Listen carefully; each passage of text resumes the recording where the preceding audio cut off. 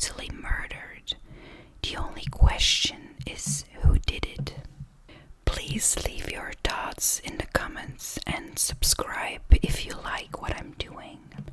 John and Betsy Ramsey told the police on December 26 in 1996 that their 6-year-old daughter, Jonbenét Ramsey, had been taken and a note asking $180,000 had been found.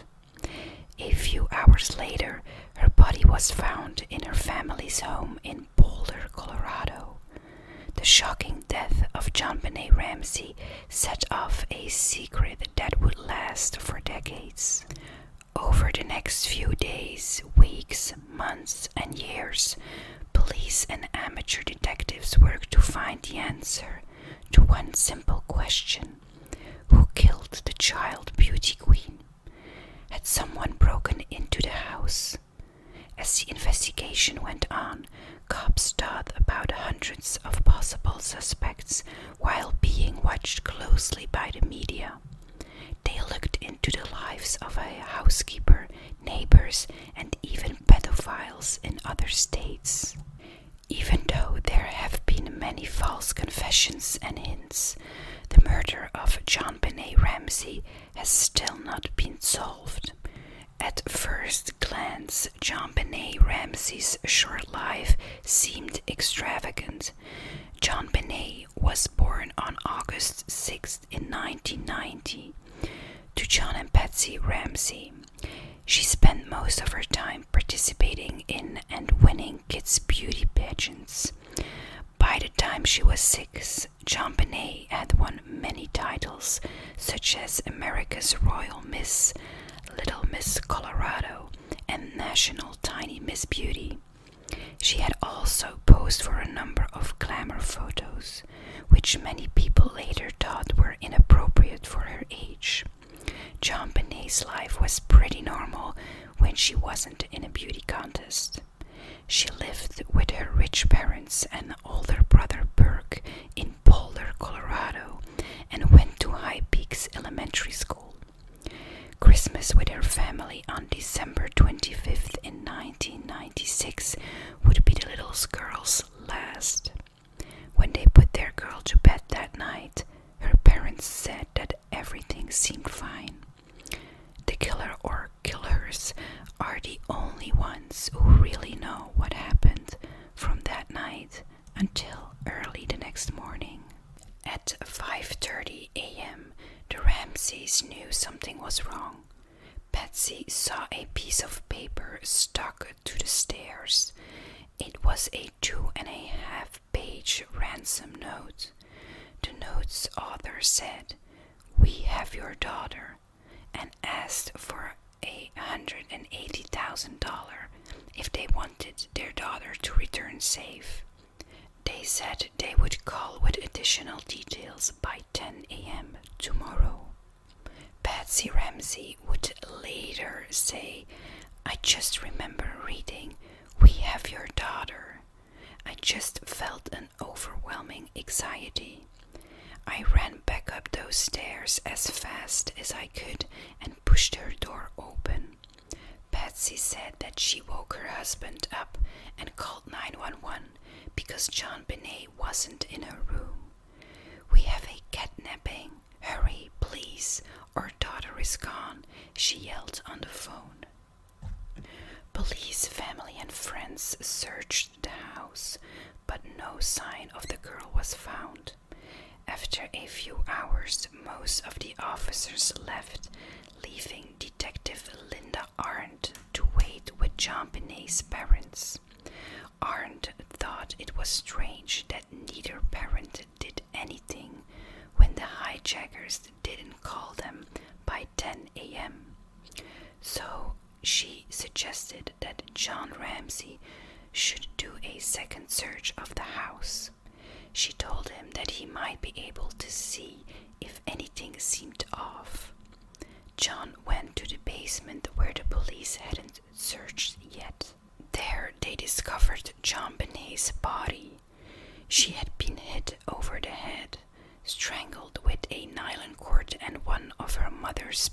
paintbrushes and possibly violated. I knew right away what I found. I found my daughter. She was lying on a white blanket that was wrapped around her, John Ramsey said. Her hands were tied above her head and her mouth was taped. After the horrible discovery, the Boulder Police Department made a lot of mistakes that compromised the investigation. For example, they let Jonbenet's father move the body and didn't talk to both parents separately. Also, before the body was found, the police let a lot of people into the house, contaminating the crime scene. Some of the visitors even cleaned the house, which might have removed important clues that were there. Jonbenet's death was caused by asphyxia by strangulation with associated craniocerebral trauma. This means she had been hit in the head and choked. Ramsey's John and Patsy were quickly named as possible suspects. Jonbenet's body was found in her family home, so it's likely that a close family member killed her. Her parents also quickly hired a lawyer, which seemed odd. In the beginning, investigations did seem to lead back to the Ramsey home. The rope that was used to kill Jonbenet was made from one of Patsy's paintbrushes. The ransom note's paper came from a notepad that was already in the home, and the pen that was used was also there. Even the ransom note's contents seemed sketchy. For starters, it was very long, while most ransom notes are short. Also, the author demanded a specific amount of $118,000, and that's how much John Ramsey earned in bonuses that year. The police quickly identified John and Patsy Ramsey as their main suspects. They thought that they had killed Jonbenet by accident and then staged the crime scene to make it look like she had been killed by an attacker. Jonbenet's parents strongly denied the accusations. As the investigation went on, though, some detectives started to look at other possibilities. At first, Lou Smith, a retired Colorado detective who was called out of retirement to help with the case, thought the parents were responsible. But the more he looked into it, the less he believed that was true. Instead, Smith thought that the intruder had come in through one of the house's many open windows, specifically the basement window. Using clues like an unfamiliar shoe impression and a stun gun imprint on Jonbenet's body, Smith came to the conclusion someone else must have been involved.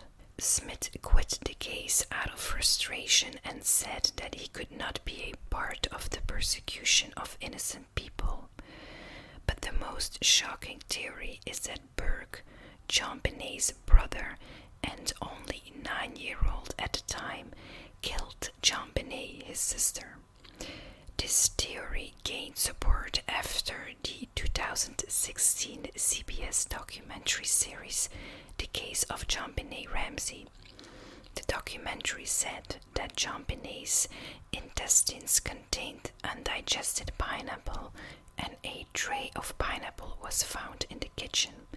However, Patsy denied making pineapple for Jonbenet, so Beck must have made a midnight snack. When Jonbenet took a piece, Beck allegedly struck her on the head with an object, plausibly a flashlight. Assuming Jonbenet was dead, their parents orchestrated her murder scene. In response to the series, Beck Ramsey sued CBS for $750 million, but the case was resolved out of court. If Jonbenét Ramsey's parents or brother did not kill her, then who did? The most likely suspect is a home intruder, but only only if certain proof can be shown. Let me know in the comment section if you agree with my evidence that an intruder killed Jonbenét. Reason number 1.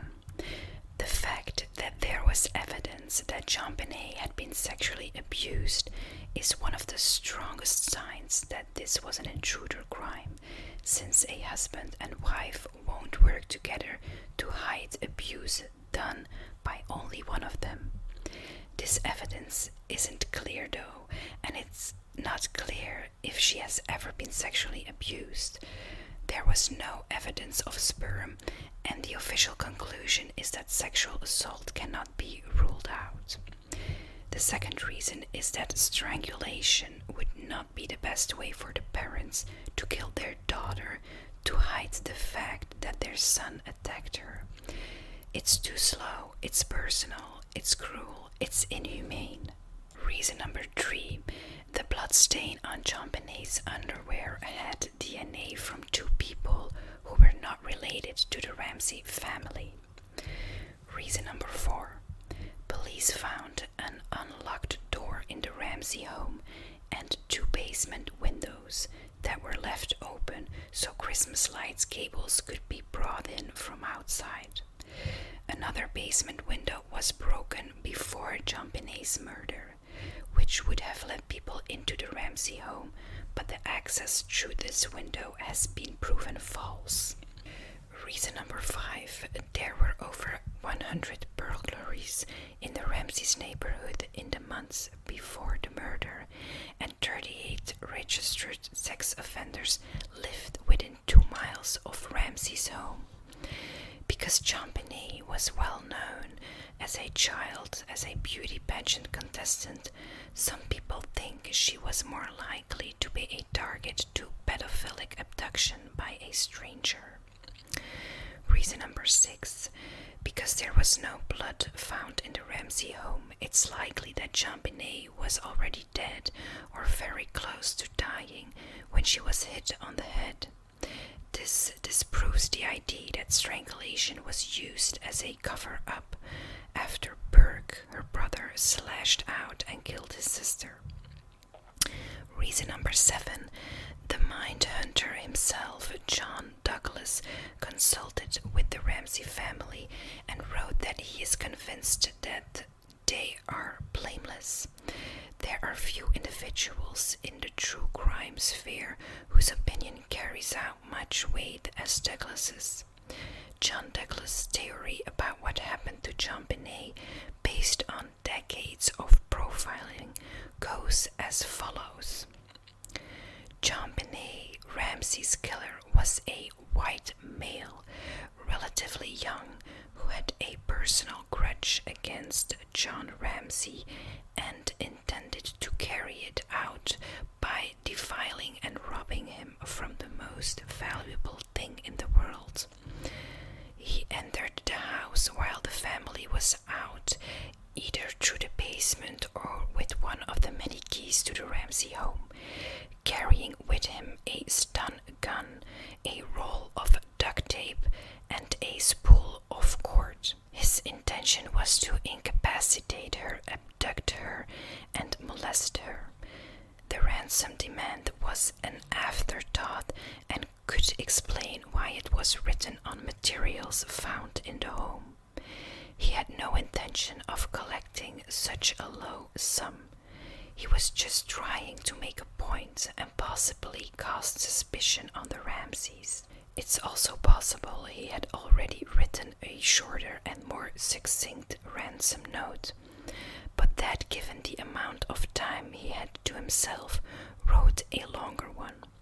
He went up to Jonbenét's room, incapacitated her with an air taser stun gun, which would not have made much noise, taped her mouth, and took her downstairs. He began strangling her either during or right after the molestation, and whether he meant to or not, caused her death. When he realized what he had done, he finished the job with a quick blow to the head, and instead of taking her, he fled the house in a panic. Who are the known suspects if Douglas's and others' assertions are right about a home intruder? First of all, we have Gary Oliva. Gary Oliva, 32, was a known sexual offender living in Boulder, Colorado. When JonBenét was discovered strangled to death in what appeared to be a possible sexual assault. In 2000, when he was arrested on narcotics charges, police allegedly discovered a magazine cut out of Jonbenét Ramsey in his backpack. He was released, but suspicions persisted. Soon after, Oliva's high school friend Michael Vale made an allegation. Vale alleged that shortly after the murder, a distraught Oliva called his long-standing friend and confessed that he had hurt a little girl. Vale also told a magazine reporter that he was disturbed by the similarity between the knots used to construct the garrote that was strangled JonBenét and those used in an incident where Oliva tried to strangle his mother with a telephone cord. Oliva was linked to an ID that the marks found on JonBenét's body were caused by an encounter with a stun gun. Oliva had a stun gun with him at the time of his initial arrest. Later, he was charged with 2 counts of child sexual abuse for having child pornography, even though DNA tests showed that he wasn't responsible for killing JonBenét. Then we have Michael Helgott.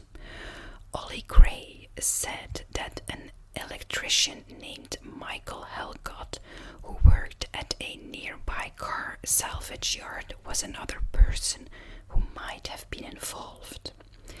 Gray said that Helgott was an hellraiser who was involved in a supposed Ramsey family property dispute. Could this have been a reason for wanting to get back at the family and taking JonBenét, as John Douglas alluded to in his profile? Some people think that a 26-year-old Helgott killed himself before police could reach him when they found a boot print that looked like his near the Ramsey home and heard that he might be a suspect in the case.